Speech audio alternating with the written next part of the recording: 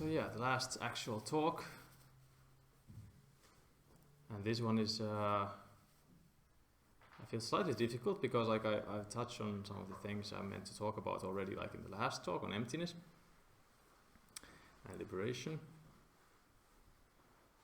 But basically, I'm gonna deepen some of those things I thought about or talked about, especially about the idea of the good and so on, and about love as well. So basically, the topic should kind of concern mostly, like the topics I was thinking about were Eros, so love, or in a very kind of nutshell way, described the desire to love, or one could put it in a very general sense, the desire to desire, or the want to want,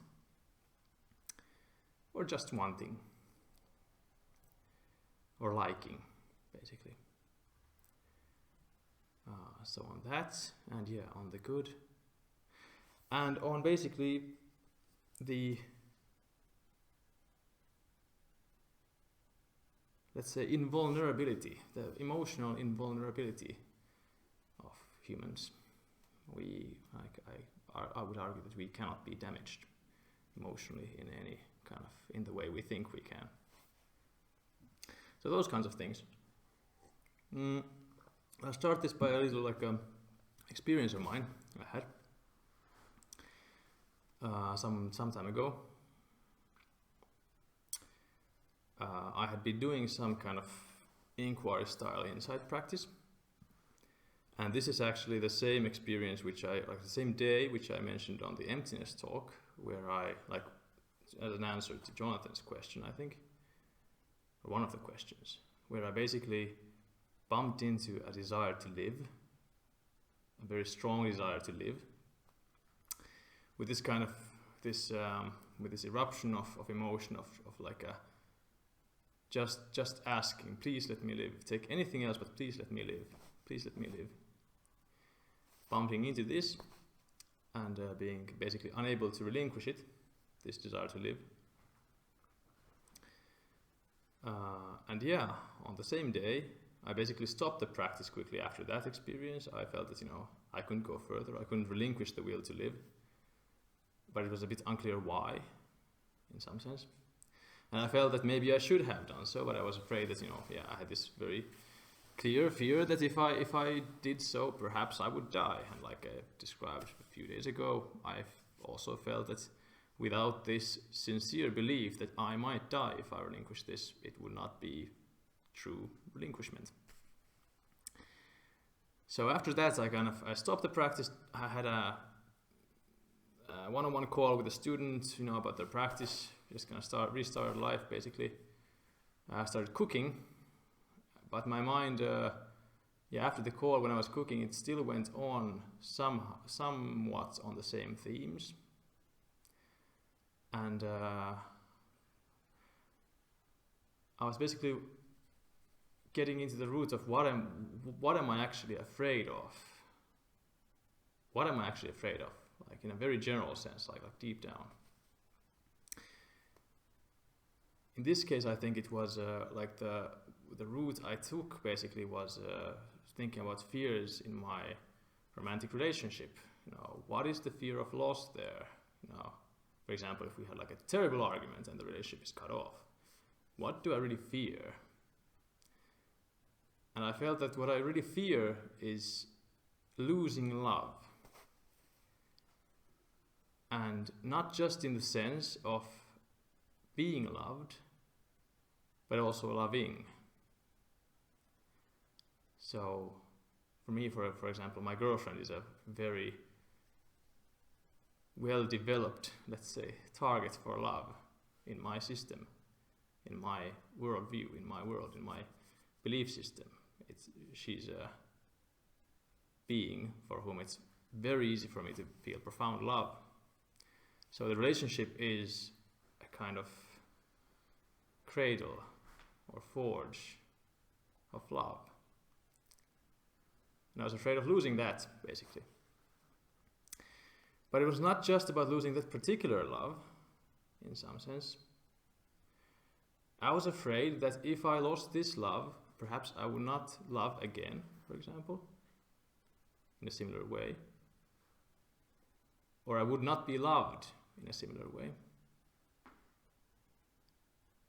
And then I kind of realized with this force that like literally made me swoon, I feel I almost fainted. I had to go lie down on my back in the kitchen. My girlfriend was actually in the living room, and I tried to kind of be very nonchalant about it and just kind of like, I'm fine, I'm just cooking. But I started groaning on the floor in the kitchen, and she then came like there. I couldn't stand up, basically, because what I bumped into was first this realization that I cannot lose that love, because both the feeling of loving and the feeling of being loved are in me. My girlfriend is not giving me love. She can't give me love. She can't give me hate. She can't take love away from me. She can't give or take away anything, because the emotion is mine. The emotion of being loved is mine, and the emotion of loving also mine. In here, something that no one can reach, no one can touch, completely impenetrable, impervious, invulnerable, cannot be broken.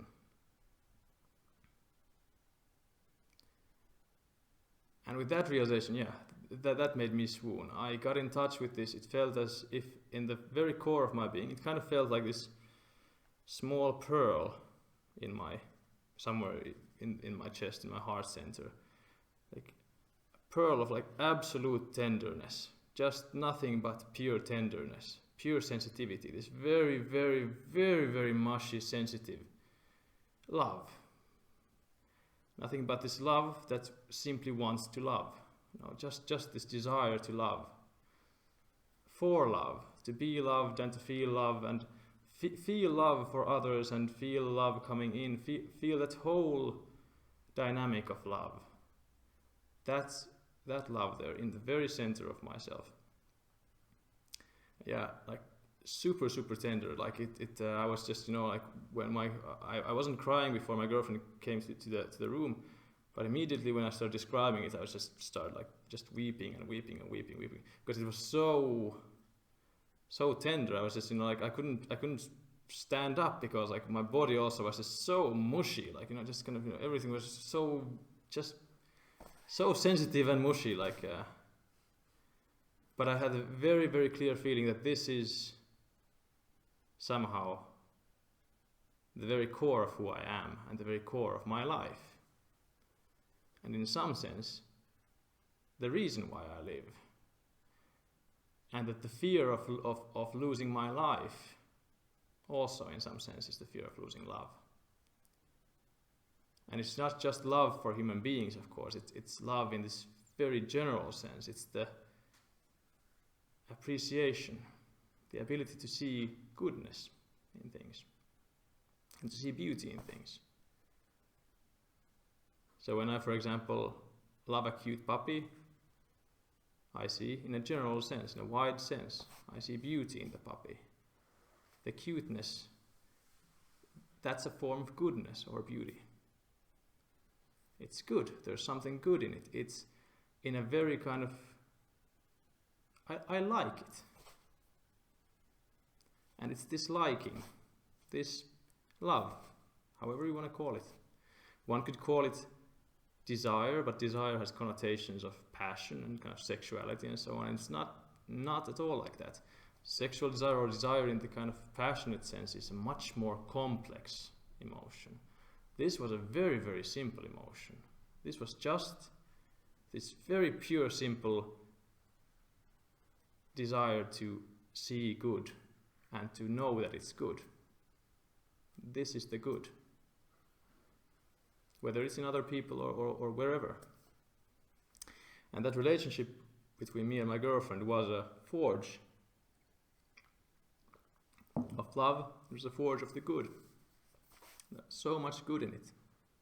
So much good and beauty in it. But when I felt this, this beauty, like all of these, this love is in me. I cannot lose it. It cannot be given. It cannot be damaged. Yeah, a kind of sense of liberation there. Quite a strong sense of liberation actually, in a pretty profound sense. Because I felt that, I had always thought, always had the mistaken belief that this valuable thing in me I could either lose or it could be damaged, but neither one. Impossible, because it's an idea.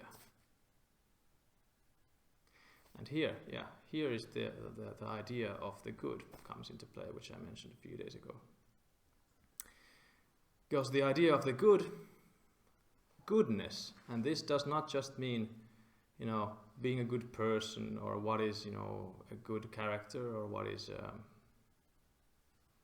good football, whatever. All of those are forms of goodness. So, when I say, this feels good, there's the good.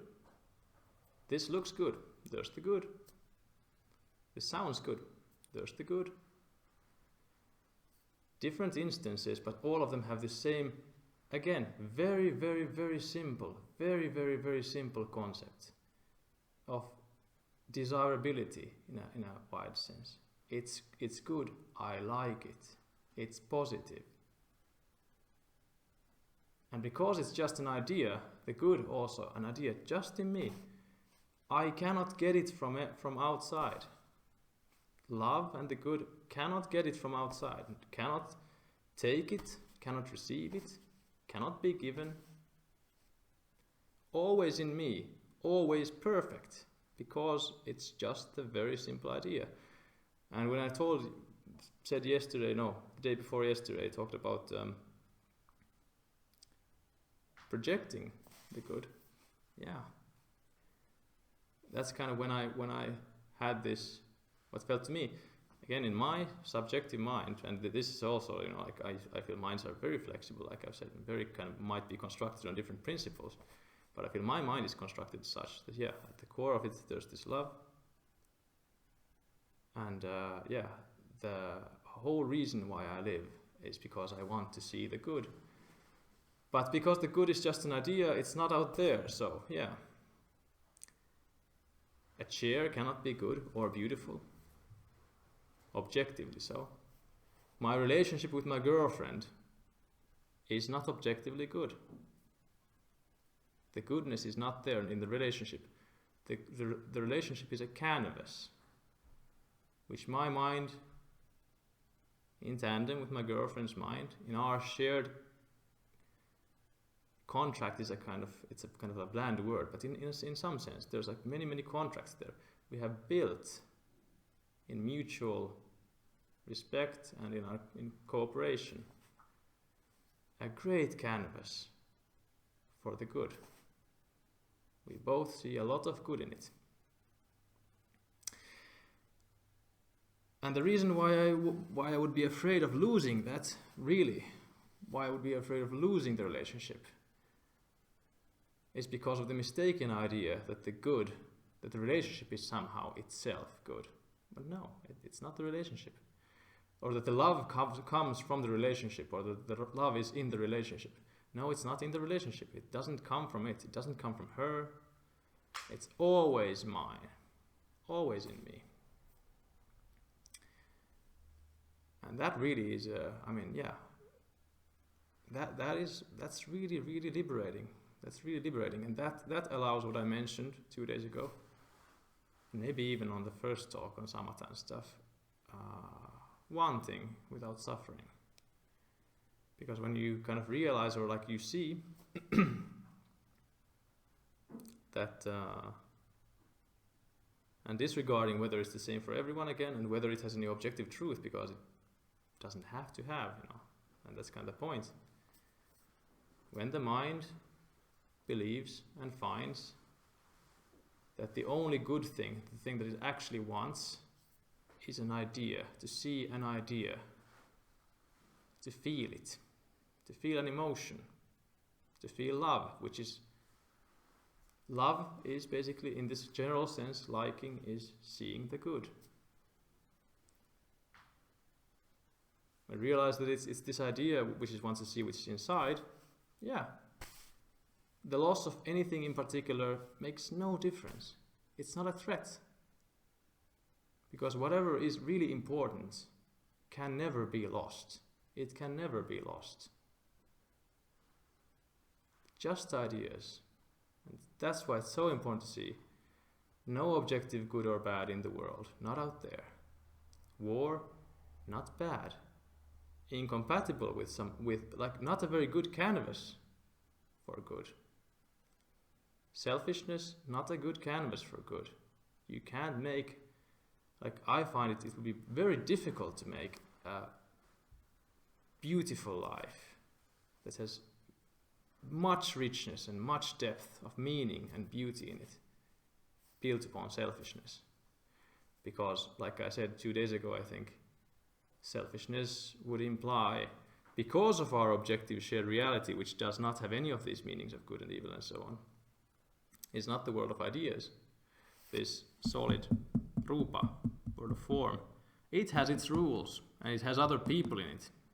Of course, they're not people, but it has rules. It behaves in set ways. I would argue, perhaps not, and that's something I might get into later in this talk. Basically, but that goes much deeper into metaphysics than this even.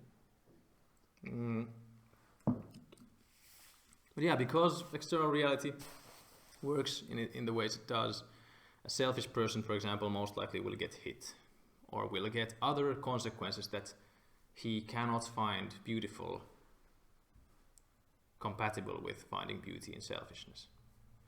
So if someone finds beauty in only I matter, I am the only one that matters, for one, I find it's very difficult, it's a very difficult position, very difficult belief to sustain. Lots of cognitive dissonance, because it would, maybe in a solipsistic metaphysics, only I exist, then one could be like, only I exist, so only I matter. But if you think that there are other people and I'm just one people out of many, it's very difficult to persuade the mind on a deep level that's, only I matter. What's special about me? And even if you succeed, yeah, you'll have consequences. People won't like you, and you won't get the same reflection from reality that you are likable. You'll always have a kind of dissonance there. But there's nothing intrinsically bad about it or evil about it. It's just very impractical. It's impractical for everyone involved, for other people too. If you're selfish, you're a very bad canvas for other people's beauty as well. They won't like you, and they don't like not liking you, because we all want to like things, and that's the point. We live to like things, basically. Doesn't that make a lot of sense if you take it in a very simple way? Why do we live? What's the best thing in life? It's liking things. In a very general sense, liking things. I mean, if we didn't like things, who would care about living? Liking things is the point. But what we like is up to us, basically. Only the compatibility and coherence matters there. Maybe someone could deal with a very incoherent belief system and so on. I can't. I find, and even if they can, the consequences that other beings would make would be incompatible with that belief system. If you're a tyrant, you might get deposed. You might be very rich and famous and have all the riches in the world for a day, and then you get deposed. There's a revolt and you're hung. And no one will hang your pictures on the walls anymore and show you how important and special you are. So the world is no longer to your liking.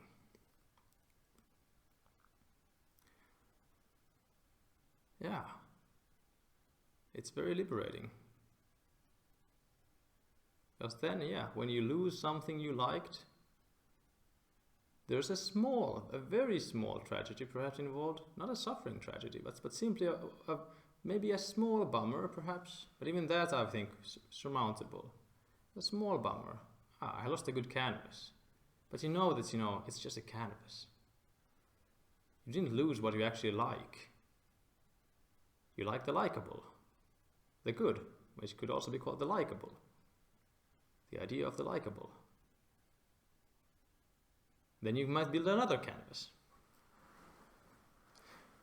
Basically, because the mind, it's there is no limits to what it can like or dislike except its belief, because all of that is about belief. What we believe to be good, we like. People, and this is also obvious, I think everyone can agree, people believe that different people think different things are likable. Some people like pistachios, some people like chocolate, some don't. Subjective. Matters of taste are subjective. That's the same core idea there. That's the reason, because nothing is intrinsically tasty or good. Now, I once had a friend who, like when I told him 12 years ago, 13 years ago or something, I said that, some things are just too sweet, they're overtly sweet. And my friend was like, that's impossible. Human beings like sweet things. It can't be too sweet because it's sugar. People like sweet. No, they don't. I mean, it's much more complicated, much more subjective than that, For him, maybe, he could eat like a handful of sugar, just nom nom nom, it would be good. For me, it's just, it's yucky. It's too sweet. I don't like it. I don't find it beautiful. Yeah, matters of taste. And in the similar way, all of these things, some people find depth and meaning in nature. They find, nature is beautiful. Some people couldn't care less. And they are not wrong that they couldn't care less.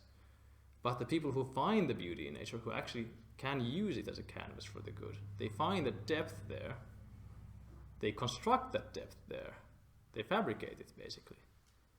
They have a richer world, more beauty, more fulfilling, a more beautiful reality tunnel. And with this, basically, also Dharma becomes after emptiness, basically. And after that kind of, when there's, I would say, enough liberation in this sense, enough insight into emptiness, so that, maybe this kind of, this subjectivity of this whole thing becomes kind of more and more clear. The rest of the work is as much about deepening the insight into emptiness and getting relief from suffering. So realizing that, there's no objectively bad, nothing is objectively a threat, nothing can harm the important things, which are the ideas, which are not in time and space, they are not in this time and space. Where they have a time and space, that depends on the metaphysics, but they are ideas. They're pure, pristine, impervious, cannot be damaged. If you cook up, and the same holds for other concepts, by the way.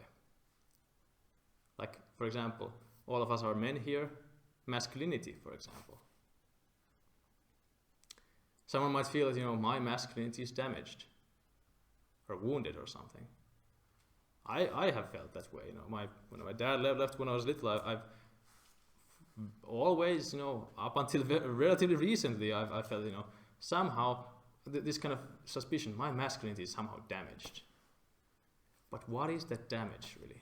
What is that idea that it's damaged? I have an idea of the masculine which is perfect. And when I say my masculinity is damaged, I somehow feel that, I can't match the standard. Why? Because I don't believe I can instantiate that. I believe that my mind is objectively such that it doesn't match that. The only thing that is damaged is belief, confidence, trust. And we basically, this also we know very, very, I think everyone knows on some level and everyone has seen it. Confidence is very key, in many, many, many things. Confidence is very key. Almost in all things, What do people like in other people? Confidence and loving. People who are loving and confident are usually, they're genuinely loving so that they're not selfish, they're not arrogant and stuff, they're not snobbish or anything, And they're confident. Which means that they don't believe they are lacking. They don't believe they are wounded. They don't believe they're bad or they're somehow unworthy. I mean, we also like unworthy people, of course, like people who feel they are unworthy. We like, the most of all, I feel, people like loving in other people, you know. We like loving people. We like loving people, and we like people who are loving, in both senses of the word. We like loving people. But also, you know, people who don't have many problems. And problems are pretty much a feeling of lack of self-worth, a feeling of lack. This diverges a bit from the route I thought to take, but now, yeah, we could talk about lack. Again, that's something I talked about on Wednesday as well. The feeling of lack, or the idea of lack, which is if the idea of the good, of the idea of the likable, or the idea of the beautiful, however you want to put it, that very simple idea of a plus sign, you know. Plus, it's good. The converse of that is the idea of bad, which I would say is pretty much the same as the idea of flaw or lack. Something is lacking, something is not good. No, it's bad. Very bad. It needs repair, it needs fixing, changing. And we all know, because we're from Dharma circles, we all know a lot about Buddhism. We know that this, like most of us probably have some conviction in this idea already. That the problem of suffering, why we suffer, is because we think things need to be fixed. We want to change things. But it's maybe a bit unclear like how deep that goes, or what that actually means in some sense. Like, you know, really kind of, let's say, finding a workable interpretation of what that means.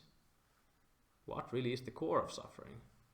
And the core of suffering is the idea that something lacks. I mean, if something would objectively be amiss, it wouldn't make much sense to say that we suffer because we think that something is amiss. If we were right, you know, if we were right in that, you know, something is objectively bad, and in us, for example, needs to be fixed. If we think that, then we have an objective. We have a reason to suffer. Yeah, that's the whole thing. When we think something is amiss in me, I'm bad, I'm not worthy, there's something to be fixed in me, there's a problem in me, I'm wounded, etc., etc. I suffer. If I think that's true, I will suffer. I feel that, you know, something is not as it should be in me, in the world. I suffer. That's the whole point of the Dharma there. We know that, yeah, we suffer because we want to change things. Exactly. How can we stop wanting to change things? We see through the idea of lack and realize that it's just an idea. It's a misconception. It's a concept, and it's a misconception because we think it's something else than just an idea. But it's really, yeah, it's just an idea. Like the good, something we project onto the world, onto ourselves, onto relationships, onto this and this and this. And we make these interesting contractual dynamics with people, where, like, we, for example, discuss with someone, which of us was wrong, which of us has the lack, which of us is lacking, which one is wrong, which one is crazy. And then we make, like, you know, we negotiate, and then finally maybe we make a contract. Okay, I was the crazy one, yeah. Sorry, I'm the one lacking. And the negative points go there. Then we make a contract, and then we both can project. Yeah, we fixed it. You're the bad one. We both project it there. All of that is just interpretation. Like, it's all about our language, linguistic formulation, social dynamics, our fantasy world. Social, conceptual fantasy world. Some interpretation, some conceptual overlay, some conceptual system, a belief system, which names some particular things as bad, some particular things as good, and so on. And we believe it's true. And then we negotiate who is right and who is wrong. And then when we, you know, come to an agreement, then we basically agree that we both now, hereafter, have to believe as true that I was wrong, I have the minus points, and you don't have to change at all. Neither one has to really change, because, like, all of that stuff, the quarrels and so on, being threatened, being hurt, being insulted, all of that, it's all about these same fears that we could actually be damaged or threatened by emotions, by social situations. We could be damaged in an emotional way by other people, but we can't. It's impossible. There's nothing in us to be damaged. The subjective sphere is just ideas in a particular configuration with particular roots of association between them. Beliefs, propositions, conceptions built up out of ideas. And ideas are always like suchness, like form, and now I again use the word suchness to mean form. Form is always just such. It cannot be any other way, and the same holds for ideas. Ideas cannot be any other way. Of course, you might have an idea of, let's say, like a complex idea of, let's say, the masculine, which is different from mine, but neither one is lacking. Yours is masculine, let's say masculine A, mine is masculine B. But they can't be anything other than they are. If I then cook up another, if my conception of the masculine changes, it's not that the original concept changes, the original idea of masculine B changes. No, then it's masculine C. If again my idea of the masculine changes, it's not the idea that is changing, but instead I'm connecting with masculine D. And so on. The idea does not change. Concepts do not change. And here again, I kind of tip my hat to Plato and his whole kind of crazy theory of ideas, like theory of forms, which really is it's a small wonder why it's being taught to high school kids, because it's I think it's completely incomprehensible to almost all people. But like I feel like there's a lot of good stuff in it. When Plato talked about forms, forms are always the same, eternal, cannot change, always perfect, impenetrable, impervious, and so on. I agree, yeah. The subjective domain, if we, like 2 days ago I talked about this dualism between the objective realm of form, which is purely objective, and that is, we can question that as well, because it depends on the metaphysics. If we have some kind of weird world soul thing going on, like a cosmic mind and so on, like an idealist metaphysics in some sense, it might be that this too is actually subjective, but it's somehow collectively subjective in some very weird sense. I don't know how that would work. Maybe there's some way to talk about that as well. But the way I would see things is this realm of form. Like currently I would primarily see this realm of form is objective, and the realm of mentality, the nama, there's rupa and nama. Nama is purely subjective. So the ideas, now there's an infinitude of them. We can cook up more and more and more ideas, more conceptions, more concepts, more and more concepts.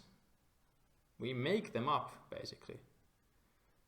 But when we make them up, it's always just as it is, like rupa, like form, always just as they are, cannot change,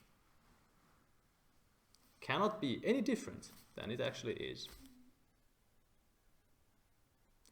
Of course, in the realm of form, like as we go forward in time, let's say like in the dimension of time, not to go at all into the whole, time-space continuum stuff, what dimensions are and so on, which is like a completely separate thing and very interesting though.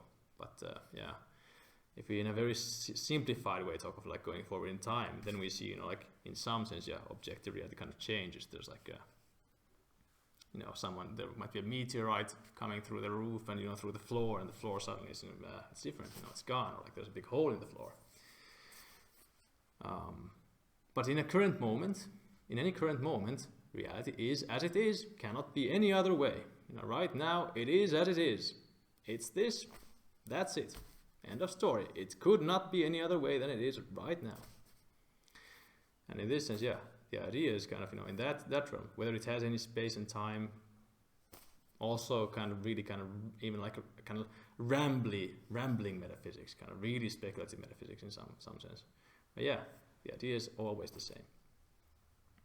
Yeah, but the constructs we have and which ideas we basically, in some sense, serve, in which ideas we also find the idea of the beautiful, or like which ideas we find beautiful or good. Yeah, that can change. What we think of, these complex beliefs and so on, made up of ideas, we'd call them structures in some sense, or belief systems. Those can change. The building blocks, the ideas, pristine, cannot be damaged, cannot be changed, can change places in structures. And the structures themselves, our belief systems, I would argue, completely flexible, completely pliant, can be anything. Anything we like. If you take, I have two schizophrenic friends, for example. Their belief systems are like when they're active periods, completely different than mine. Like they're what we would call crazy. Like it's possible for a human being to believe basically anything, like anything goes. They can believe all kinds of crazy stuff, and that basically shows the same point. No limits to what we can believe. Very, very flexible domain. Very subjective, completely subjective.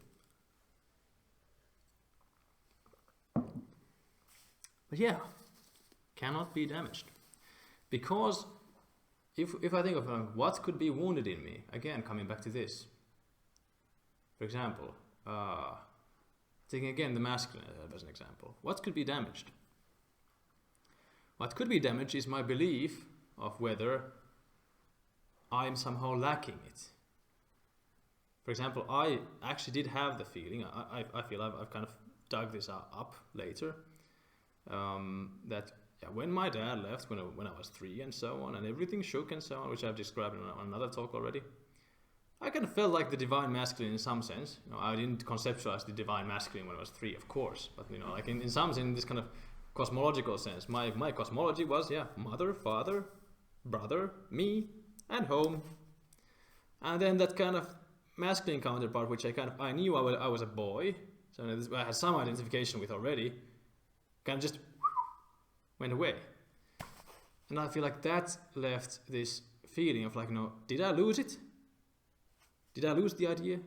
And I'm pointing here because I often feel these emotions around this area. Did I lose it?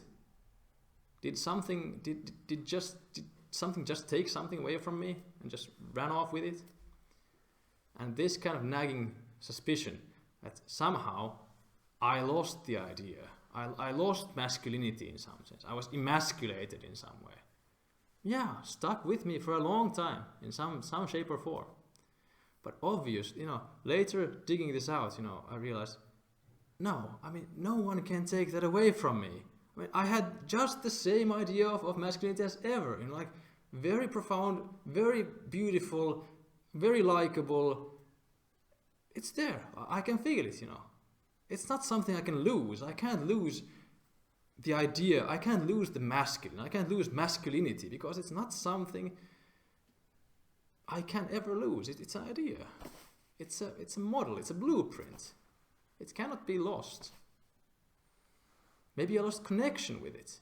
No, I still feel it. I can, Oh yeah. It's the idea of masculinity. Yeah. Maybe I could think maybe my idea of masculinity is wrong, but here we have this kind of, no. There is no one objective shared, like, the high masculinity, which is like, it's like holy somehow, and all of our, small ideas of masculinity are somehow wrong. No, they're just different concepts, different ideas. What I was afraid I lost was my idea of masculinity. But no, there it is, connection with it, just as fine as ever. So what might be damaged is my belief of do I still have it or not. And then, digging this up, I realized, obviously a mistaken belief. Like obviously a mistake to think that I have lost it. I cannot lose it. I've only had the mistaken belief that somehow I could lose masculinity, somehow. But it's impossible. Huge relief. Big relief. Also big effects on my behavior. I really liked it. Yeah. Finding this, I actually never lost anything. The only problem was that I ever thought there was a problem. I thought that there's actually something I could lose there. And that gave me doubt and suspicion, suffering. Yeah, the same root of all suffering. Thinking that something is lacking. I had the idea, the belief that, now I'm lacking something. I'm lacking masculinity because I didn't have a father figure when I was so young and so on, blah, blah, blah, blah. Got more layers as I grew up, yeah. When I didn't have a growth spurt, when I was, in 3rd grade, I was, short for a relatively long time. I took this, I believe, and again, it doesn't matter what's the objective truth. In my belief system, there's this pillar. Fake memories or not, they occur as part of my belief system. I took this as evidence that, I don't grow because I'm lacking the masculine, basically. There was a girl who liked my best friend more than me. Evidence, I'm lacking the masculine. Then a weird thing happened. My father had like very bad eyesight, like -14 diopters or something, like really, really, really, like blind as a bat without glasses, and I had like -7, -8, really, really bad eyesight. I had them lasered when I was like 18. Yeah, I started losing eyesight, and I got glasses.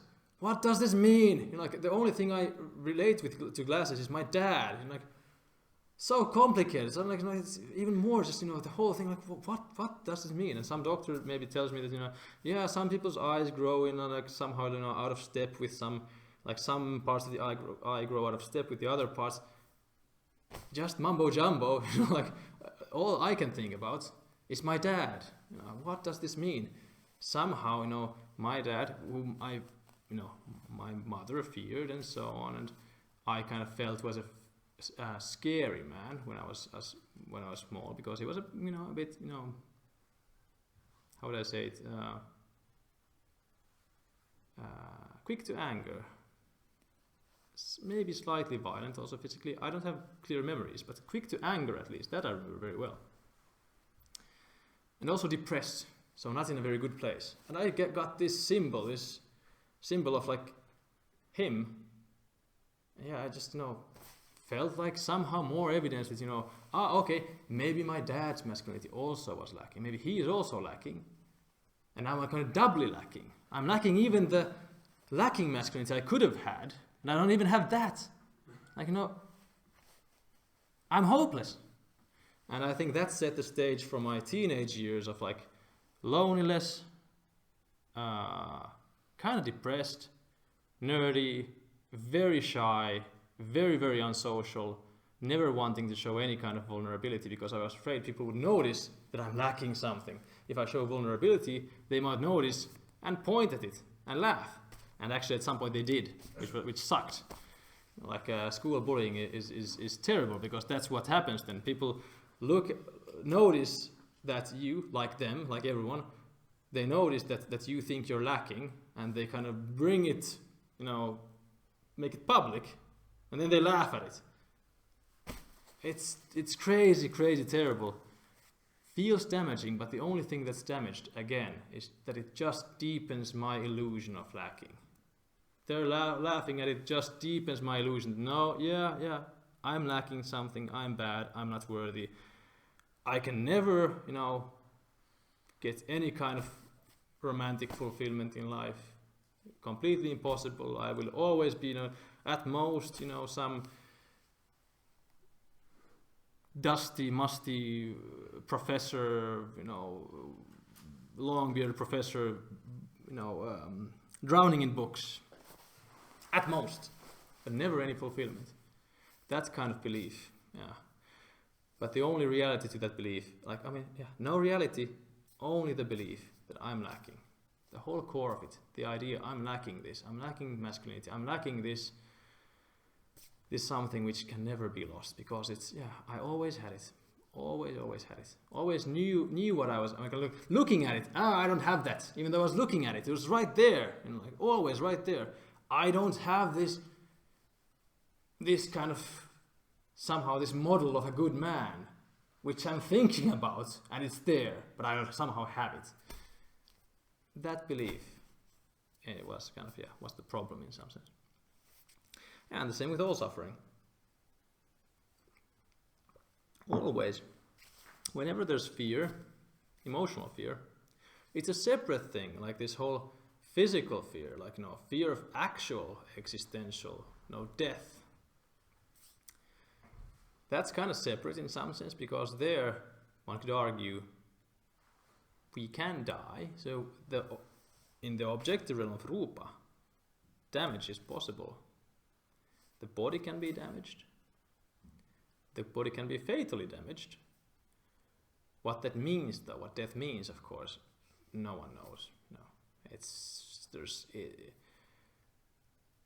all our knowledge, empirical knowledge, science, for example, radically underdetermines. That means, radically underdetermines what happens after death. So basically, what that means is that all of our scientific knowledge,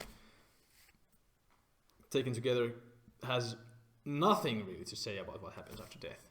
It leaves so many possibilities open. Our knowledge is so limited that it leaves so much open. I feel there's no way for us to know what happens after death. We can only compare different metaphysics. Yeah, maybe after death we get reincarnated. There's some evidence pointing to that, There's some, children who remember past lives and so on, for example. Like there's hundreds, thousands of cases of kids remembering really wild stuff when they're born. Verifiable stuff, which is the only kind of thing you can say against it is basically that it's a hoax. It's all a hoax, and they're all in on it. But then you have to kind of blame 100, 200 people or whatever. You have to blame all of them, all the researchers. No, they're just doing it for money. These people who will spend their whole life with this thing just for money and fame, and that's I don't think that's a very good argument. That's not very. But doesn't mean that there's reincarnation by any means, because it also leaves so many things open. Even Lee, for example, as you might have noticed yesterday, Lee has a relatively strong commitment to a materialist metaphysics, basically. Talks a lot about neurotransmitters and so on, this kind of stuff. And that's fine. And he would agree that it's not like, if you really ask him, he would agree it's not metaphysical questions we can't really answer through science. Right? It's all up in the air. I'm a philosopher by background, so I feel I know very clearly. I've had to study it, for 10 years, and I still do study it. All the different kinds of ways we can understand the world, all the different kinds of interpretations, and it leaves so much open. But for example, Lee also agrees that something's going on. Yeah, probably something is going on, with kids who remember past lives, for example. But what it is might not be past lives, might be something else. Might be some weird traces somewhere left of memories that kids pick up on in some way. Might be, complex social cues don't really work for the cases. Like they're kind of taken into account. But might be some other weird thing going on. But something weird is going on. Might not be reincarnation, but something's going on. Now that's fine, But reincarnation, for example, it's possible. That's one possible thing that can happen after death. Another thing, maybe we get fused into beauty. Maybe after death, our corporeal existence is gone and we just fuse into the idea of good or beauty. And we're just, what in the Hindu traditions they call Satchitananda, which is, either translated as being consciousness bliss or truth consciousness bliss. Like this idea of the world soul, Brahman. This kind of, something like a sun shining behind everything that creates everything, that's at the center of everything and dreams everything into being. Maybe we get fused into that. Who the hell knows? I mean, it's, there's no way to know. There's no way to know. And that's actually also central to the fear of death, which I came from to this whole topic. We don't know what happens after death. It might be, our fear of death is basically like the most we can found it on is a fear of change. It might not be as good as this. That's the end of it, pretty much. We can't say much else. It might not be as good as this. And that's the thing we can fear. But we don't really have much else to fear there, you know. It either might be complete neutrality, you know, like, you know, that we just get annihilated. That's possible. Of course it's possible. Entirely possible. But annihilation is just, you know, like, it's just complete neutrality with no content forever. Not for us, you know, like, but it's just, you know, just nothing. Maybe we get, you know, maybe everyone goes to hell. Who knows? It's just, you know, after death it's just, you know, not as good as this. But it's, yeah, some form of change. Death also some form of change. And so maybe something to fear, but you know, it's not as much as people think, I would say. I guess it can be anything. It can be perpetual bliss for all we know. I mean, no one knows what happens after death. So kind of why fear it? We fear something specific often. We fear annihilation, for example. Specifically annihilation, but who knows? You know? Who knows? But yeah, coming back to, yeah, okay. Physical damage, possible. Emotional damage, not possible. Belief in emotional damage, possible. Yeah. Mistaking mistaken belief in emotional damage, possible. Yeah. So basically, humans cannot get hurt emotionally. We cannot get hurt. It's impossible. There's nothing to get hurt. We can just believe, we can think we get hurt. And that's suffering. And in that very wonderful sense, very interesting sense, as many mystics in many traditions have said before, suffering is an illusion. It literally is an illusion. It's nothing but a mistaken belief. It's a mistake. We think something is damaged. It cannot be damaged. But we think it can, and we suffer. Suffering is mistaken belief. It takes something that cannot be, that is invulnerable as vulnerable. It holds itself up to an objective standard which cannot exist. It cannot be an objective standard. There cannot be such a thing. In the view of emptiness, cannot be such a thing. There can be no comparison, there can be no lack. Lacking would always be in comparison to some standard, but no. No objective good, no objective bad, nothing there. No objective standard. Cannot lack. Impossible to suffer. And here, yeah, in a very interesting turn of events, it's impossible to really suffer. We just think we suffer. That's it. Yeah. We think we suffer. That's all there is to it. We never really suffer. We never really feel pain. We just think we feel pain because there's nothing more to pain than belief in lack, in flaw. And that, I think, is like, personally, I think that's the core of liberation, is this. Suffering doesn't exist. It's just a mirage. It's a fantasy.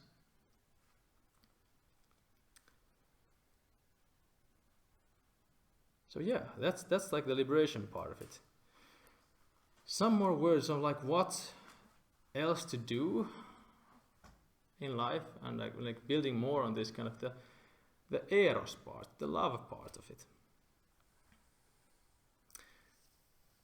A lot of what I'm kind of talking was inspired very much. Like I had I would say, a pretty massive breakthrough. Like after, like I've had several breakthroughs in my kind of spiritual career. One was the experience of emptiness when I got it the first time. This kind of experience of suchness, which I described 2 days ago with the baseball cap and looking funny and so on, and what that brought about. Another one was when I started working with Lee. He kind of turned me into insight practice more, and my insight into emptiness started deepening after a hiatus of more than a year.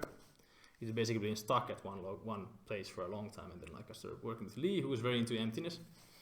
He has this book, Dependent Origination and Emptiness, which is a pretty good book. It's freely available online, it can be downloaded and stuff. Also an audiobook available. But yeah, I got more into emptiness. That was a breakthrough. but then also a hiatus for a while. And then getting into Rob Berbea's soul-making Dharma. I didn't need to read very much, but reading his retreat transcripts, just started this whole thing. I was like, wow, it's not just about suffering and getting rid of suffering, which ultimately is an aversive tendency. Getting rid of suffering. It's also about what that opens up. The free vista, the free canvas for more and more beauty, more and more good.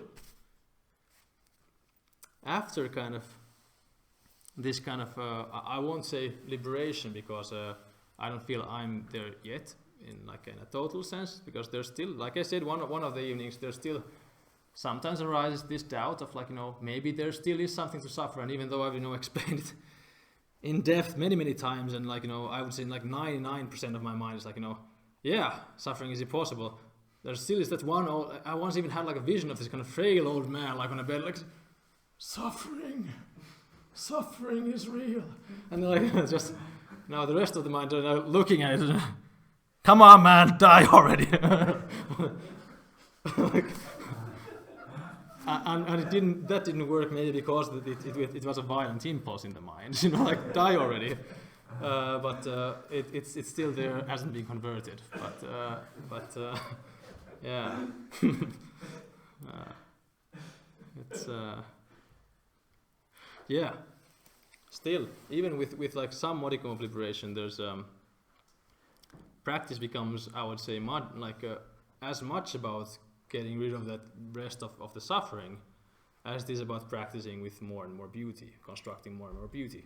Because there's absolutely no reason why you wouldn't craft more and more beauty into the world, more and more depth of meaning, without craving, without clinging. Yeah, wanting without thinking that the object of your desire is actually the thing you desire.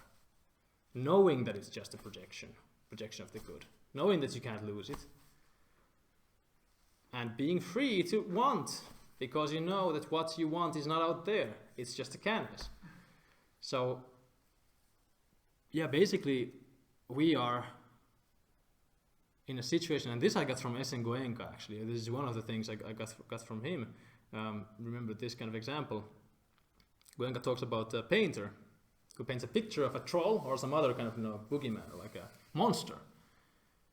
Paints a picture and then gets frightened of monster. And we are in the same situation, we paint pictures of monsters, we think they're real. And the painter could also paint a picture of a beautiful lady, and then fall in love and not just fall in love, that's fine, but be very afraid. Maybe I lose this wonderful lady. Maybe I lose it. Like if I lose this, I'll never get another one. Though he could just paint another one, just like that. It's kind of that somehow this painting is valuable. This painting is invaluable. I need it. It's the only one of its kind in the world. That's the thing. That's what I want. But it's the images, the idea that he paints. He can paint another one and another one. He can paint a limitless series of paintings, beautiful paintings, and just create more and more beauty. Yeah, no reason to get fixated on one thing, because that's not the thing you like. You like the image, you like the idea. So yeah, it frees up space for wanting without suffering, and that's really cool. That's really central. That's, I think, that's what I appreciate the most in Berbea, for example, because he's the only. Without his soul-making thing, I would never have arrived at this place, because it's too subtle in some sense. It's obvious in some sense, I feel also. For me, right now it feels obvious, but it's also really subtle. And I know it's kind of difficult to get in some sense. Difficult to find confidence in it, difficult to find conviction. But Berbea had conviction in it, yeah. He had this whole thing. The last 7 years of his life or so, he built this whole practice school, like the system of how to re-enchant the cosmos, how to enchant it more and more, how to get more into it rather than away from it, how to find more and more depth of meaning, beautiful meaning, made possible by that emptiness. Not creating ugly meaning, because that sucks, it's ugly, no one likes it. Why create it if it's not true? Creating beautiful things. So, and life becomes like, like a sandbox. You can craft from the sand, you can craft ugly things if you want, but why would you want to craft ugly things if you're free to do whatever you want? Craft nice things, beautiful things, things you find beautiful. And of course, you could also find beauty in the ugly things. And here, for example, we could see, a good example is pain. Almost all humans think that pain is ugly. But we also all know that, there's like BDSM, people who like pain. What's the deal with that? Same thing, interpretation. Their minds have found a way to project the idea of good, likability, onto pain in certain circumstances. When there's no fear, there's no aversion, there's no problem. The pain can be beautiful. Yeah, even pain can be beautiful. If something proves, in some sense, how incredibly flexible this whole thing is, I think that's a very good example. There are people who find pain to be beautiful.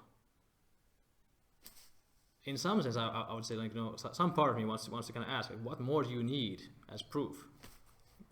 Even pain can be beautiful. If you think that, no, their brains are objectively wired in this and this way, and their minds are objectively like this. Minds are incredibly flexible. If you believe that someone's mind is, that you believe that your mind is objectively like this, it's a structure you find, not something you construct. You're always going to be a slave to it. You will never change. If you believe it's very flexible, it's gonna be super flexible. And then you can find, even like a cold shower. Like, I haven't been able to find pain beautiful. I haven't really tried actually either, but yeah, that's something I'm looking forward to trying in the future. But cold showers, for example, yeah, you can totally change it so it actually feels nice. Really emphasizing the refreshing kind of take on it. For example, this is one example. Only your imagination is the limit. How to find like a way of looking at it that promotes and strengthens the beautiful qualities, like the likable qualities. Which also requires that you have to distance from the danger. If your mind believes that no, cold water is dangerous, it's an objective fact. It doesn't work. Yeah, you have to also see that the cold water is not objectively dangerous. That frees you. And the same way, yeah, you kind of need some insight into emptiness to be able to affect your belief system in more radical ways, I would say. Oh yeah, and another kind of like implication of all this also is that everyone's mind is always free. So yeah, that's the kind of converse side of the idea that suffering is impossible, like suffering doesn't exist, is that we are all always already liberated, completely. The mind is completely free, always. Because the only thing that shackles it is its mistaken belief that it's not free. It's already free, and that's, also something we've been told over in at least Buddhist circles, at least Buddhist scripture, but also in like pretty much everywhere, like from the kingdom of heaven within to moksha in like Hindu stuff, and the mind of Tao in Taoism, and there's like and in Buddhism maybe most of all in some sense. Yeah, Buddha nature, for example. Buddha nature in Mahayana. We all have Buddha nature. Primordial luminous mind. Free mind. It's already liberated. It's like, in Zen or wherever you can see the same thing. They say, you're already liberated. Believe it. Come on now. You're already liberated. It's already free. it's not so easy to believe. That's the problem. That's the only problem. It's not easy to believe. If you believe it, it's true. And there's no other limit there. And the reason why you don't believe it is true is because you believe there is some other limit. There's some other obstacle. Yeah, there are many things in the world which could be called the cosmic joke, but this is certainly one of them. I mean, it's very ironic in some sense that like all the suffering anyone has ever had is completely made up and doesn't really exist. It's just a mistake. Like they see it wrong. Like they think something is there objectively, that something is like this, really is like this, when it isn't. It's actually very flexible. Yeah. What else about that?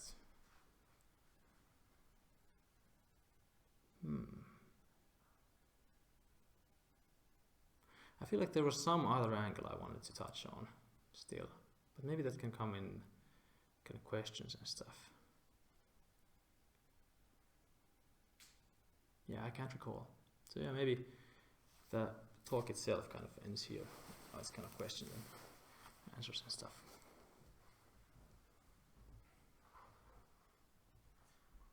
How does the good Dharma, what was it called? Chanda. Chanda, relate to this soul-making business? Yeah, I mean, Barbea didn't use the word chanda, I think, ever. I haven't found it, but to be honest, I haven't read all that much of it. Like the basic point is very good, and I'm very looking forward to getting into the practices, because I really like the idea of these re-enchanting kind of practices. But I haven't seen him use the word anywhere. But yeah, how it relates in my mind, how it relates to this is, yeah, chanda is desire without fear. It's the kind of wanting that knows that it's like well in Abhidhamma, chanda is wanting liberation, basically. It's a good kind of wanting, but for example, Tainisara Bhikkhu, for example, who used the word as well, like in terms of like in a wide sense, a good kind of desire. Yeah, I would say it's the kind of desire that does not have fear involved. It does not fear loss. It doesn't fear non-acquisition, because it knows that there's nothing to acquire. It's already there. All you need to do is to paint. And yeah, that I find to be the best use for it. And now I'm actually I recall the angle I wanted to touch on, but that's maybe it's maybe a bit too big and speculative. But it's about basically. Okay, well it's kind of important, because we also touched on chanda and Abhidhamma in traditional Buddhism. Like I think this kind of thinking I'm espousing here, it's sometimes called post-Buddhist, because especially Theravada Buddhism has this interesting tangent of aversion in it. It's quite aversive by nature, aversive by character, especially Theravada Buddhism. Mahayana not so much, but Theravada Buddhism, because it paints a myth that even though it's possible, and I touched on this 2 days ago, even though it's possible to be liberated in this very life, and the Buddha is very clear on that point, and we don't know how much of this aversive character comes from the later tradition, how much from the Buddha? Of course not, we can't know. But in the Pali Canon, the Buddha makes it very clear, liberation in this very life, it's possible, you can be completely liberated from all suffering. But still somehow you should get out. And still somehow, even though you can be liberated and you can want things without suffering, because the monks, for example, want good for others. The monks feel metta. They want to feel metta. Like they think metta is beautiful. They don't crave metta, but they do it because it's beautiful. Even the Buddhist monks, they don't just sit there and waste away. They help each other. They help beings. They find beauty in love, for example. in compassion, caring, and in liberation itself. But still somehow you gotta get out. And that's kind of like an interesting question. If we take that as like a, let's say like facts in some sense, that the historical Buddha really did espouse a doctrine of, you have to get out. What do you mean by getting out? Get out from samsara. Like, get, parinibbana. You really stop the cycle of rebirth, etc., etc. You somehow turn away from life.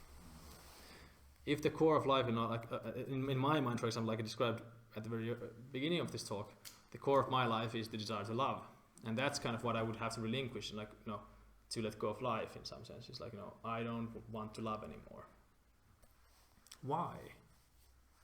Why relinquish that? Lee also, though he's a classicist in some sense, he also said that, he doesn't understand why would that have to be relinquished. It's a good question. If you can love without suffering, why would you relinquish love? And maybe one way to make sense of it is reincarnation. That the Buddha thought, which would make perfect sense because that's what he says 100,000 times in the canon, for example. We get reincarnated, and though we remember some parts of it and we develop kind of somewhat, we still forget a lot. And when we get born, at least in the beginning of life, we always will forget about this. And we will always suffer again.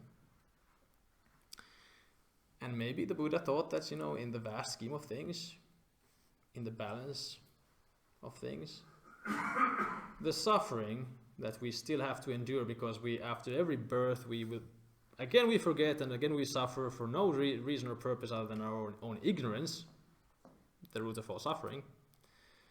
That weighs more than all the love and the good we can ever construct or fabricate and see in the world. It's kind of, maybe that's what he thought. Maybe so.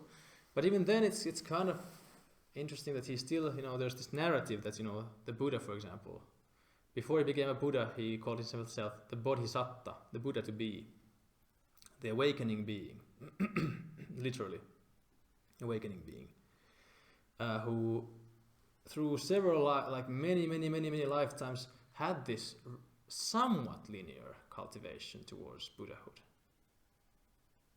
And in Mahayana, for example, the cosmology is such that even though they also agree that, Shakyamuni, for whatever reason, no one really in Mahayana understands, he somehow, just got out. Just I'm out.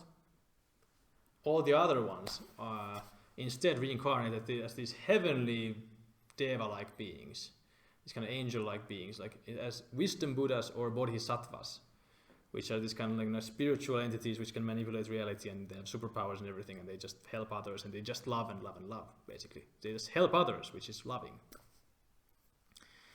And help others to see through ignorance and so on. Why, from Mahayana perspective, which kind of more embraces this kind of, nirvana and samsara are equal, and it's about perspective. Whether this is samsara, whether it's a prison, or whether it's heaven, is a matter of perspective. Literally, what I've been talking about all the time. It's about perspective, it's about interpretation. In the Mahayana perspective, it doesn't make much sense. Why would Shakyamuni Buddha, why did he nope out of reality? And one answer could be, perhaps, maybe, like I said, maybe I might have said this on the last talk. I think I did, Maybe the Buddha took enough LSD that he somehow realized that, my love, my Eros, is not my Eros, not my love. It's just love. And somehow, even though our subjective worlds constructed out of ideas, our constructions, our worldviews are purely subjective, and we can change them as we will, the ideas are maybe shared, especially the simple ones, like the good, which is a very simple idea. Very simple idea. And here there's like one interesting avenue, you know. I might have my idea of the masculine, which is we can call masculine A. Raimo might have masculine B. Markus has masculine C, and so on. We have different ideas. But the good, desirability, likability, that something is positive value, that's such a simple idea. Maybe our ideas of positive, like this concept, and it doesn't, the name is another thing, you know, you might not, you know, you might think that, you know, no, I use the name good for something completely different. That's not the point. Your concept, your mind's concept of something being of value, positive value, that might be such a simple concept that it might basically be indiscernible. So it might not, you might not be able to find any difference between my idea of good and your idea of good. Maybe the ideas themselves, even though our constructions are subjective and not shared, the ideas are somehow in that mind realm, they're the same. Maybe there is the form of the good, not just the idea of the good, not just my idea of the good, my idea of beauty, but beauty with a very big B. And maybe the Buddha was like, you know, took so much LSD that he saw that, you know, I can just kind of, you know, meld into that. Or, I don't have my love. It's just love. Yay! And then like a butterfly flying to the sun, it's, you know, just flew out of his personal existence into pure love. And this is, I don't say I believe this because I feel that's the kind of metaphysics that is, it's kind of, at least so far, is completely unreachable by my reason. I cannot prove it to myself in any way, but it's possible. It's certainly possible. And that could be, you know, like, that basically would bridge the gap between, we have in Buddhism this kind of debate between the so-called no-self camp and the true self camp, in some sense, and whether there's a difference. The no-self camp says, you're nothing. There's nothing to be found, you are nothing. The true self camp kind of points out, the Buddha didn't say that. The Buddha said not self, not no self. The Buddha said not self.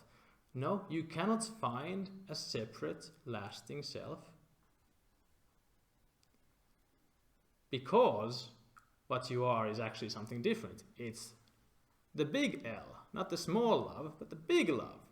That's what you really are. And this would kind of bridge the gulf between Advaita Vedanta and like the Hindu schools, which have this whole idea that the idea of liberation in most Hindu schools, from the time of the Upanishads, from like approximately 800 BC forward. The whole idea of liberation there is that the Atman, Atta, so Anatta is no self or not self, Atta is self. And in Sanskrit, that's Pali, in Sanskrit it's Atman.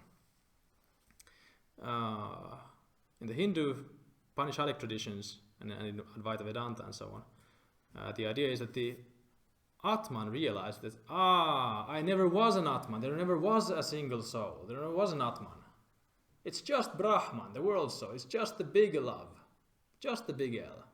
No small L, just the big L. And in some sense, the Hindu traditions, we said, you know, liberation is about the Atta, the Atman, seeing that, you know, it doesn't exist, there's only Brahman, is possible to see as compatible with the Buddha's idea that, you know, yeah, there is no self, and somehow, you know, that's one interpretation, that's possible. And yeah, this is very speculative because I unlike the emptiness stuff and what I said about, you know, we can't be hurt and so on, I kind of, in some sense, believe that like 100%. I think it's like, I feel like I have proved it to myself to some degree. Like, no, not just to some degree, I just said that out of humility, but, you know, like, in some sense, absolutely. Yeah, maybe there's the frail old man there still saying like, but, you know, otherwise. But this stuff, you know, I have no idea about, you know. No, it's just something I find to be possible. So it's possible also. One interpretation of Buddhism is that, you know, the Buddha said that, yeah, when they asked Buddha, what happens when you die? The Buddha didn't again, another thing, the Buddha didn't answer anything. Basically, someone asked, like, you know, there are these different questions like, does the Buddha exist or doesn't he exist after death? And the Buddha says that, neither of those is true, untrue, true and untrue, or neither true or untrue. Like it's true and untrue just don't come into play with that whole thing. They kind of avoided the question in some sense. Yeah, one possible interpretation is that the Buddha found that maybe when he dies, realizing that no self, he actually just merged into this some kind of universal love, world soul kind of thing. I would say compatible with Buddhism. And how much worth, of course, there is in something being compatible with Buddhism is something we can also question. I mean, why would everything have to be compatible with Buddhism? Also, like a very, we don't want to be dogmatic, but it's definitely, it is compatible. Yeah, and that's the thing I wanted to still kind of mention. Yeah, traditional Buddhism, Theravada Buddhism is interestingly aversive towards life. It wants to get out of life, even though it acknowledges at the same time that life without suffering is possible. And that's a weird enigma. Why? And there are only like two. I see two answers. There might be more, but I see two answers. One is, in a nutshell, simplified, like putting it into a nutshell. One is that the Buddha thought that living is not worth it, even though it's possible to do without suffering. Because we get reborn, we forget and we suffer, and it's not worth it. If we didn't forget, it would be worth it because we could live without suffering. Would be no problem. Literally would be no problem. But because we forget, we suffer. That's one answer. And the other answer could be that the Buddha found that no, noping out of this singular existence is better. So it's actually better somehow. There's more beauty and more love, more good in relinquishing life. And that would be the assimilation with Brahman, kind of assimilation with big love. Two interpretations. Yeah. No idea which one he meant. No one can have any idea. Like I feel like we can know for sure. Maybe at some point in the future I will feel that there's enough analytical evidence for one or the other, but I kind of doubt it. Yeah. But now that's the end of the actual talk. That's the last thing I want to say about that. So now more questions, please. Yes. But then again, in the four models or 4 stages of awakening in Theravada, there is the breaking of the fetters, and when you get into stream entry, the suttas say that it's only 7 births into non-satisfying lives until you get forward. So that would speak for on the gradual, like Mahayana style, gradual rising of the consciousness or gradual relieving of the dukkha. Exactly. And in that perspective, it doesn't make maybe quite as much sense to think that the Buddha would have thought that it's not worth it, because it sounds like why wouldn't the Buddha just be reborn completely non-suffering again and help more people? Why?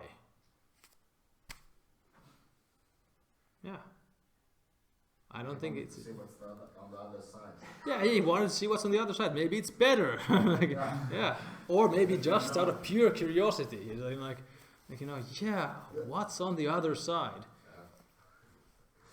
But he also described, of course, Nibbana or Nirvana as, the deathless, ultimate refuge, unfabricated, unconditioned, all of these different things. Which are not very far from how Satchitananda or something like that would be described in Hindu traditions. It's it's perfection. Basically, Nibbana is perfection. Didn't he just dive into that white hole? So, is it like the last jhana, which was the first jhana, kind of the cessation of things, but is that like the nibbana and nirvana, they are different? Yeah, I mean, yeah, that's one interpretation of nibbana, is nirodha samapatti. So it's attainment of nirodha, attainment of cessation. Yeah. But cessation is completely neutral. And that's the thing. Cessation is basically nothing. And why would nothing be better than helping others in another lifetime with zero suffering and so on? Yeah. Okay, well, there's pain, but pain is not a problem unless you interpret it as suffering. It's not a problem. Pain is a problem, and this is actually, it's a good point. This is something I touched on in interviews with people.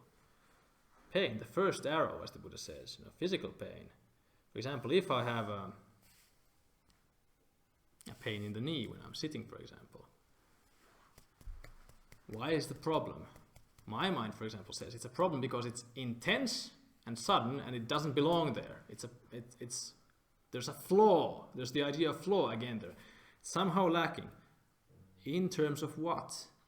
Well, there might be something, it might be in a weird position, it might get broken and I can't walk anymore. What's the problem with not walking? Again, we're in the sphere of interpretation. Why would not walking be a problem? Just an interpretation. Like again, there's no objective reason why not walking would be a problem. Why would it cause suffering? You can't ever walk again. Who cares? Why would you care? Well, then I can't run. Why would you have to run? What's so important in running? It's again in the same game of just giving these arbitrary values to things. It's just projecting. So even physical pain, or it might be linked to I have pain in my my heart, like heart attack. I might die. Then it links to death. But there too, if the Buddha was yeah, I'm fine with dying, why wouldn't he be fine with pain? I guess I guess it's just, it doesn't make sense, Yeah. The only fear the only negativity that could be attached to pain, physical pain, is either that it will block me from doing things in the future which I think are necessary for fulfillment and happiness, that are objectively good, and I fear losing them. And that's in the game of emotional fragility and so on, the illusion of suffering. Or it's that physical pain might be something that threatens me with physical death. But if someone like the Buddha is completely relinquishes life and is no, I'm noping out of life, there's nothing he could fear or suffer from in pain. So it's I don't think it makes sense. Yeah. There's no reason why he wouldn't reincarnate and just help people. Just for cessation. It doesn't make sense to me. But yeah, also a limited intellect, limited being. I might be wrong, but it doesn't make sense to me right now. Why would the neutrality be better than? I mean, of course, objectively, all the same. But then, hey, maybe the Buddha projects perfection, the good, onto cessation. Completely impenetrable, no longer any of this objective stuff that could interfere. Just the idea of good. Cessation is good. Maybe that's the answer. The Buddha thought that, if you project goodness onto cessation, you're home free. You can get into annihilation, into a sphere with nothing in it, but good, which is never other than the good, and it's just, you're home free, you're in pure goodness forever. That would make sense, actually. Yeah. But that would be the same as the world soul kind of thing in some sense. Getting absorbed into goodness or beauty.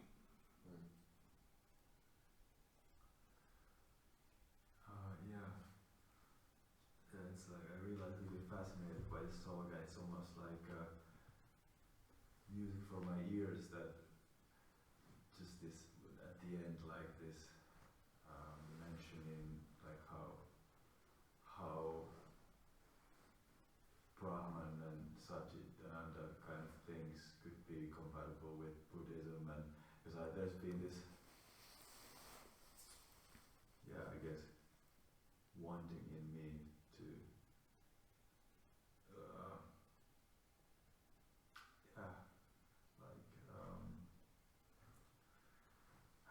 together or have them both. Okay, so do I really have to, like, was Ramana Maharshi wrong, or like, were, like, are they, like, because he said that he himself apparently that Buddha taught this, that Buddha taught the same thing as what he's teaching, but Buddha was just not interested in academic talk about God. And yeah, I don't know, it's just all these traditions have this God in there, but I'm just wondering if we all just talk about metaphysics and speculation, do you see any, like maybe Buddha tried to keep it really simple and not delve into, like, yeah, didn't even answer to certain questions, so do you see that there would be some potential, or if this could be like creating us confusion to be doing this what we're doing here, or could it maybe just be inspiring? I don't know. I'm just, yeah, just thinking out loud here. Yeah, that's actually like that's possible. Like we talked in an interview before. The Buddha was very clear that he wasn't a philosopher but a physician. So he's a doctor of the mind or the soul or whatever. Doctor, not a philosopher. So yeah, the Buddha was not. I mean, he was very well versed in the academic discussion of his times. He was well read in the Vedas, the Vedic texts, and the Upanishads, the ones that had been written up to that point. And he most likely had a university education. He was the son of a merchant prince, not a prince in the kingdom sense, like no, not the prince of a king or anything, but the son of a very wealthy man, a merchant prince in a republic, kind of like Venice in some sense, made up of like merchant princes basically, like led by merchant princes. And as a son of a wealthy person, there was a university near him. I don't remember the name of it. Lee does. I'm sure he does. He has a very good memory for this, and we talked about this once with him. Yeah, I can't remember, but there's like a university relatively close to his the place where he grew up, and most likely he went to that university and got a Vedic education. So he was well versed in that stuff, but not very interested in it, and he makes it very clear. He debates with like Brahmanas, like people from the Brahmanic tradition, Vedic mystics and so on. But he makes it very clear that he's not interested in all this metaphysical speculation. Like he's interested in what gets us free from suffering. So in one sense, yeah, it kind of would make sense that, you know, the Buddha perhaps described similar things, but with more of an ear to upaya, to skillful means. Now, what is the way to liberation, instead of, you know, describing liberation like very, you know, this kind of flowery language, academic language and discussion.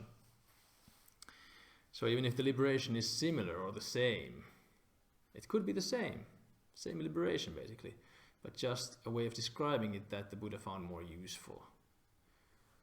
And that kind of makes sense, because I personally find that the Buddha's teachings are very practical and very practically very useful. The focus on aversion, craving, this stuff creates suffering, you know, so on. Clinging to views creates suffering. All of this stuff, you know, is very on point. I think, yeah, and the point it is on, I think, is basically emptiness, which is not at all, it doesn't really occur in the Hindu traditions very much. Yeah, that's like, I think like that's like a very, yeah, it's a very practical theory, very practical model. And the Buddha saying that, you know, like, discard this Dharma when you're done, you know, discard it. It's just a raft, it's just a ladder, it's a tool. Kind of makes sense that, you know, he's not interested in describing truth. And that I also said, like in the first or the second talk on the retreat. Yeah, the Buddha was not at all as interested in truth as we would think. I mean, it doesn't make sense, because he so much says, don't cling to views, discard this whole thing when you're done, this view is not important and so on. Of course, there's also right view and so on. But it's a weird system because which came first. And when you look at what came first, is stuff about don't cling to views. There's also stuff about basically be an island to yourself, be alone, don't depend on others and this kind of stuff, which kind of contradicts the Sangha stuff later on. But that too is like, it's a, all of it can be taken as skillful means, also different audience, different occasion, different teaching. That's how it's all often solved in Buddhism. Like the difference between Theravada and Mahayana also. Like the Mahayanists, for example, say that, Theravada is composed of teachings, for these kind of simple people in a kind of derogatory way. It's not a fair, kind of like an unfair assumption to say that. But basically the Mahayana perspective is that the Theravada or Hinayana, the lower vehicle, the small vehicle is for simple people. Mahayana is for, the great vehicle is for smart people, and Vajrayana, the diamond vehicle, is like for the most intelligent people of all. Yeah, it's always been, the differences between schools and the internal contradictions have always been explained as upaya. And there aren't, I think, that many internal contradictions, but maybe some, and we can also explain them by saying that, it's the Pali Canon was written 400 years after the Buddha died, so lots of oral tradition there. And even though Ananda, his attendant, his cousin, he kind of repeated the suttas out of memory at the first Buddhist council, according to the Pali Canon. Yeah, according to the Pali Canon, Ananda had a great memory, and in the Pali Canon, the Buddha also makes sure to praise Ananda's memory very, very often, so as to make sure that we're not too suspicious or don't doubt the scriptures too much. Yeah, Ananda had a great memory. The Buddha told us so. So probably what Ananda remembers of the Buddha is right. Yeah, but there might be a whole lot of alteration there. Yeah.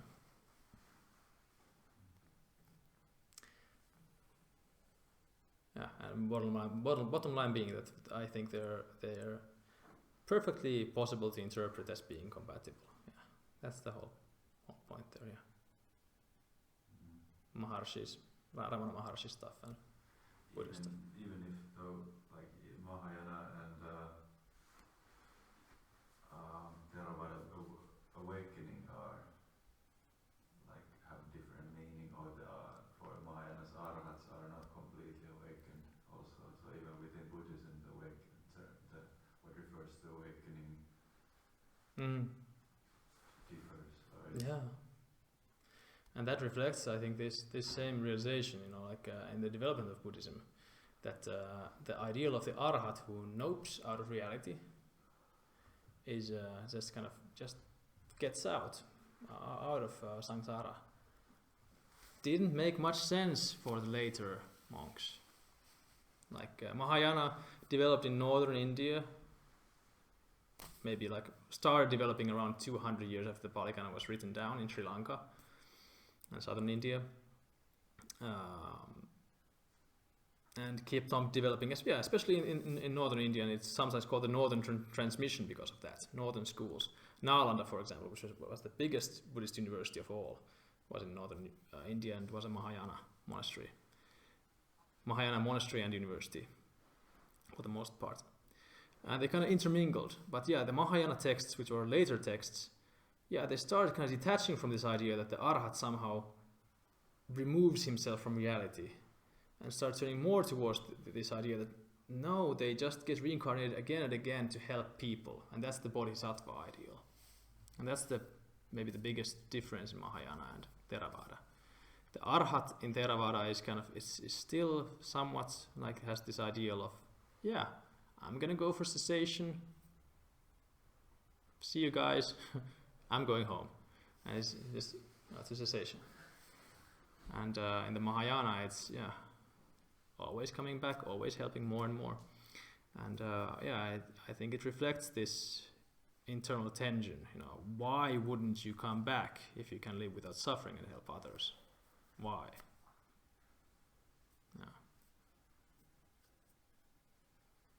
And so far the only answer I could think of actually is the one Iko kind of inspired right now, which is that maybe cessation is seeing cessation as beautiful is like maybe the Buddha wanted to get to that place which is perfect. He wanted to get to perfection, and the only way to get to perfection is to get out of reality. But that is like just that's one interpretation.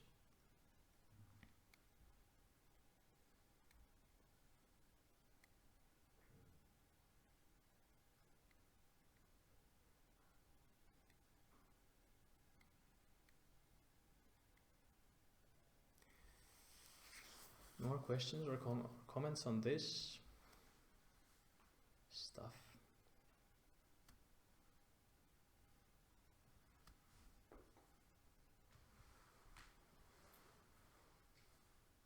Yeah. Maybe if I could to state my simplified understanding of the kind of insight process that you were describing. It seems like what you're describing is a process of the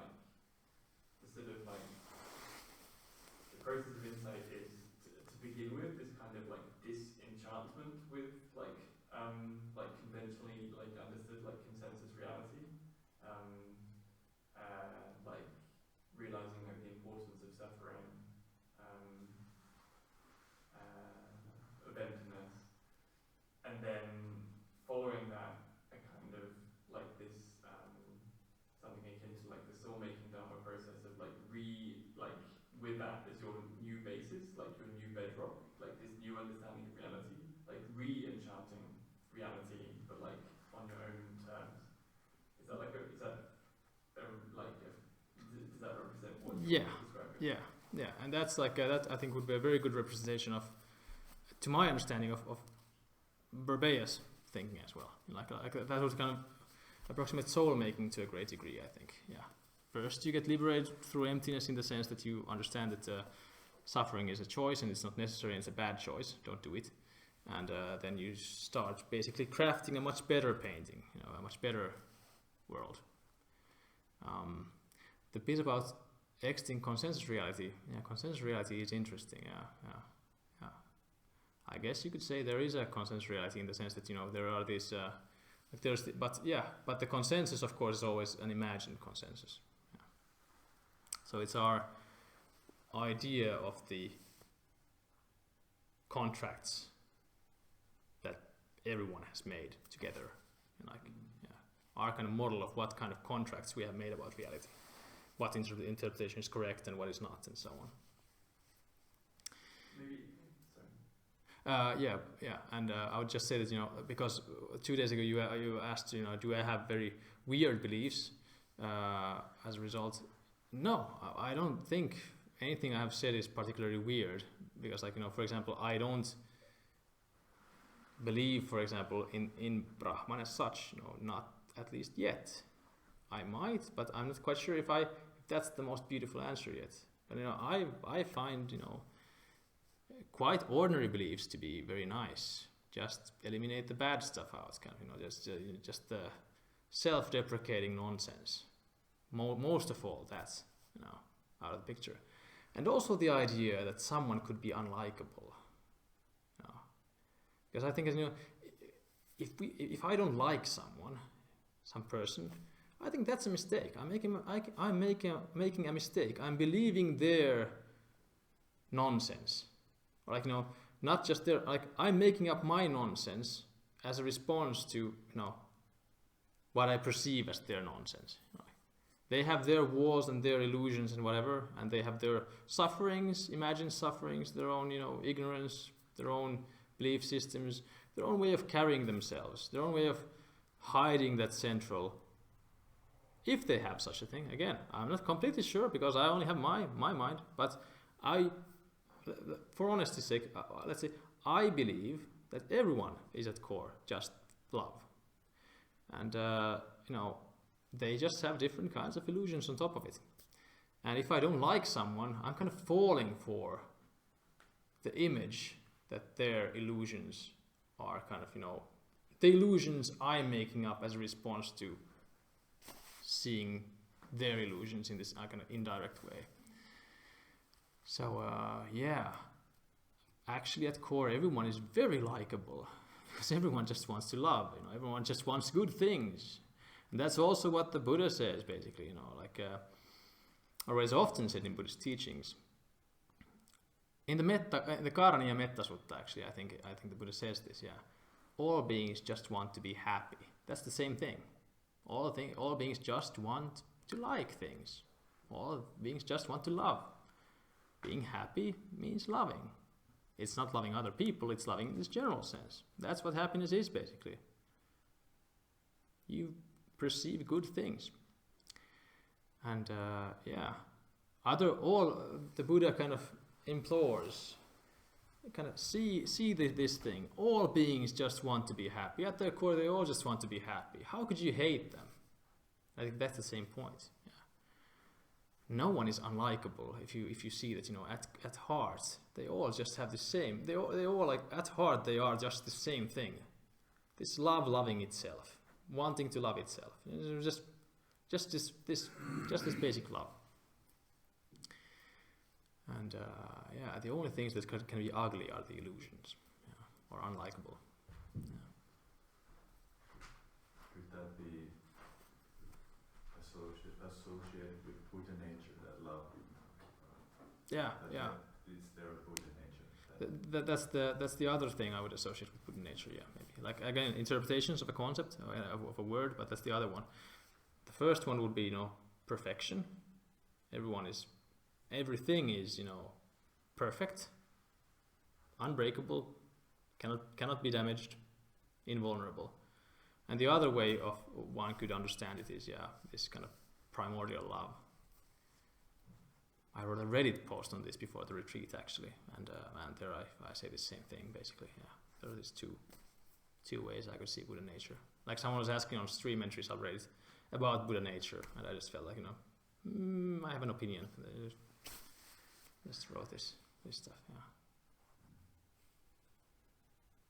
Jonathan, did I answer your question properly? Yeah. I have like a follow-up, which is like, would it be fair to? So I'm curious about this like impulse for like the re-enchantment impulse, like having gone through insight, because it sounds to me like that comes somehow from a place of being sort of dissatisfied, like having like gone through this process of insight, sort of like found or like created a world which feels like lacking somehow. And so now you have an impulse to like build something else back up. Is that like a misunderstanding of how you see it? Yeah, I would say so, because because you're not doing it because you think something is lacking. You're doing it because you like the good. It's a different thing. I think that's a very kind of, in some sense, like a fundamental misunderstanding in some strands of Buddhism. I would feel, even though it doesn't make sense, in the context of people doing metta and so on, and like this kind of striving to help people and so on. I don't think it makes quite a lot of sense there. It's still this idea that wanting without suffering is impossible. Wanting without the idea of lack is impossible. But what if you think something is not lacking? You just like the good. Can you conceptualize that? Like that you don't think something is missing. Instead, you just like something positive. Is it possible to conceptualize that? Yes. Yeah. Well, like that's the thing. You don't see the beauty in things because something is lacking. You forget all about the lack, the idea of lack. It doesn't come into play. You forget all about it. You're all about the good because it's good. You like it for itself, not because it fixes something, not because it's an answer to a flaw, but because by itself the good is good. You like the good because it's good, not because it's a fix. Do you feel that comparison before the deepening of the understanding of emptiness and after. Does the suchness have like less ideas projected on them when you roam through this shared world, or like, because like it sounds like there's some space to throw beauty on stuff that was maybe taken. Yeah. Or how do you describe the feeling after the insights of emptiness, or is it undescribable? No, it's there's more beauty. So there's like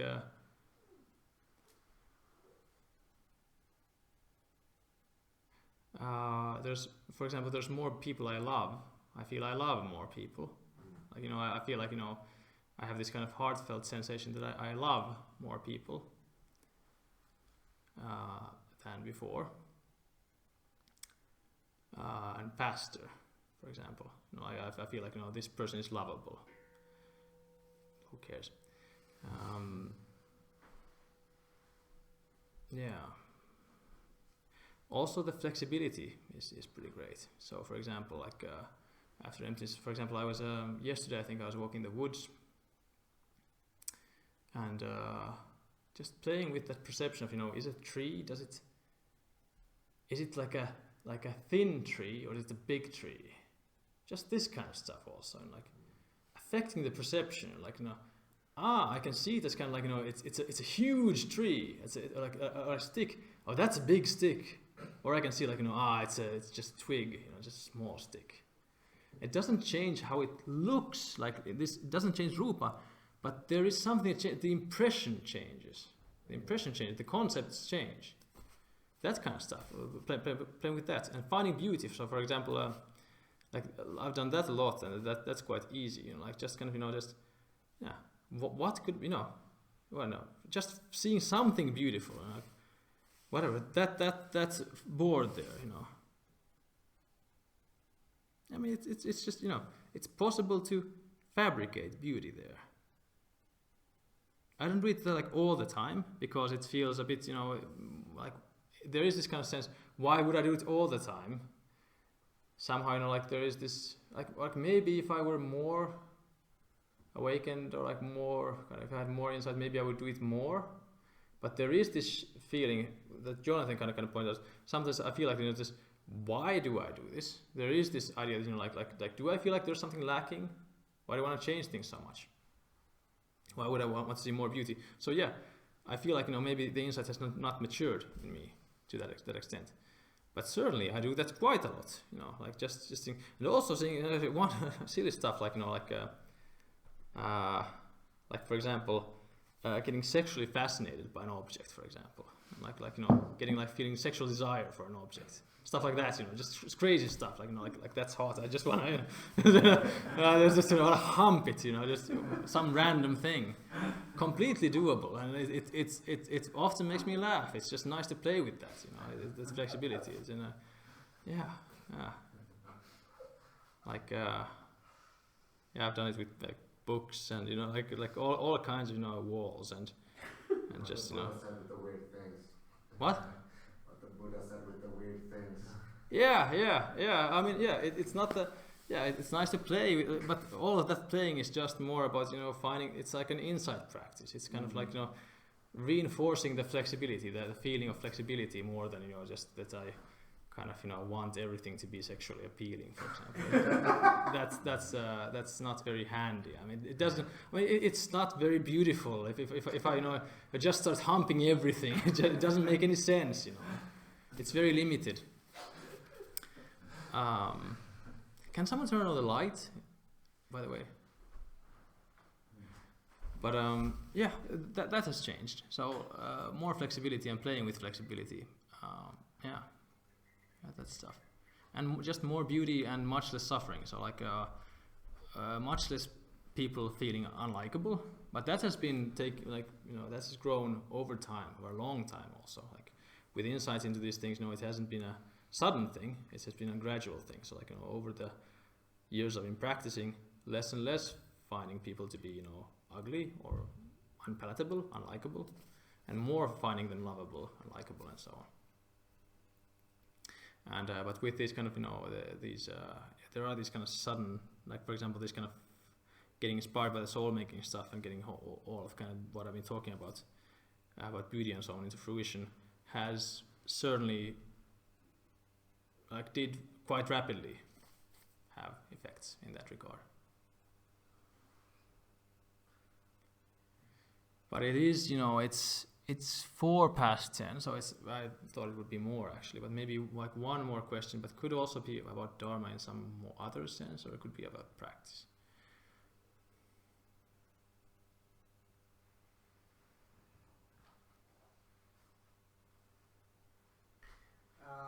Today I was working with the question, who am I? And I didn't get past this story yet that I am a collector of different kinds of signals and inputs and stories. So that's what what I believe, and I don't know how to get past that. That I am some kind of a storyteller out of different kind of input. Could you reframe the question? I somehow didn't get it. I'm searching who am I, and if I'm trying to convince myself that there is no set self, but at this moment, I have self sense in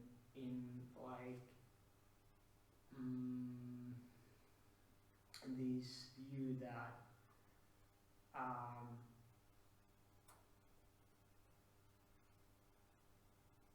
it is the one that is telling the story. So like that you feel like you are the storyteller, yeah. Yeah. If you are the one telling the story.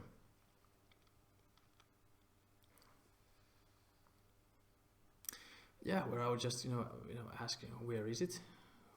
I think this is a relatively what would say, like a classical no self, kind of like no self, not self kind of problem or conundrum. Yeah. So I would ask this, for example, with the classical sevenfold reasoning, I can't remember it out of the top of my head, but it's in seeing the trees, for example. Yeah, this kind of, where could this self be? And the storyteller, yeah, I mean, is it fixed? Is it fixed? Because there is a storyteller in some sense, but the storyteller is there only if your mind believes it. I would argue, in my experience, your mind can fabricate a storyteller, and it's as real as any other construct in the mind. But because the mind is completely flexible and subjective, it can be there or isn't there. So what you kind of want to see through is the belief in a really existing storyteller. But that doesn't mean that you have to get rid of the feeling of a storyteller permanently. It doesn't mean that, And in the same way, like the Buddha said, point is not to get rid of conceptualization, for example, because you can function. Also, you can function without a concept of self, like Lee and several other teachers have said many times. The Buddha knew which clothes were his to wash. My clothes. I wash these. I don't wash like everyone's robes. I wash my robes. I have my bowl. He didn't pick the wrong bowl. He picked the right bowl, my bowl. So you have to have the concept there. He wants to see through it. So you don't have to get rid of that feeling. You just have to see that that is a fabrication. What helps with that is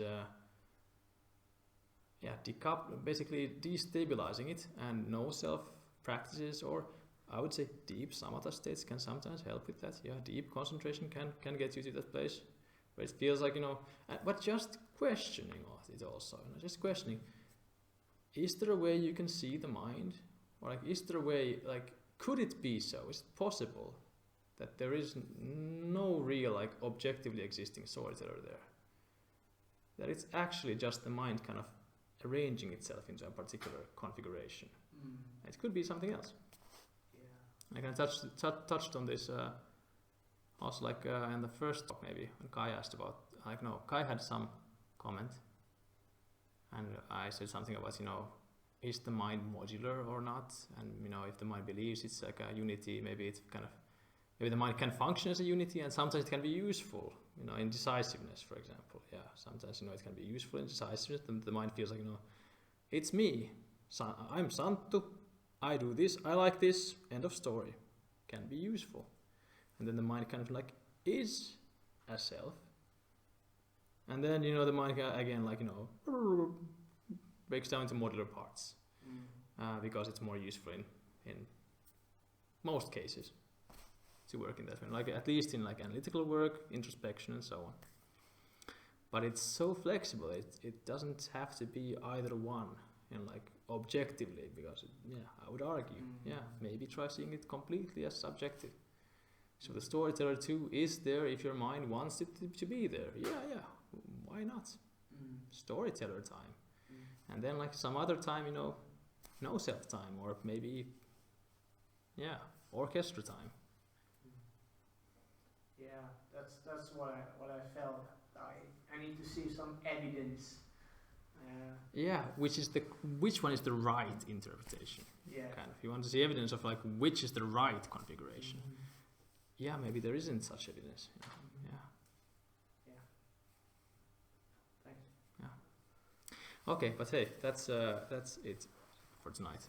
Getting tired, and also sauna time. So yeah.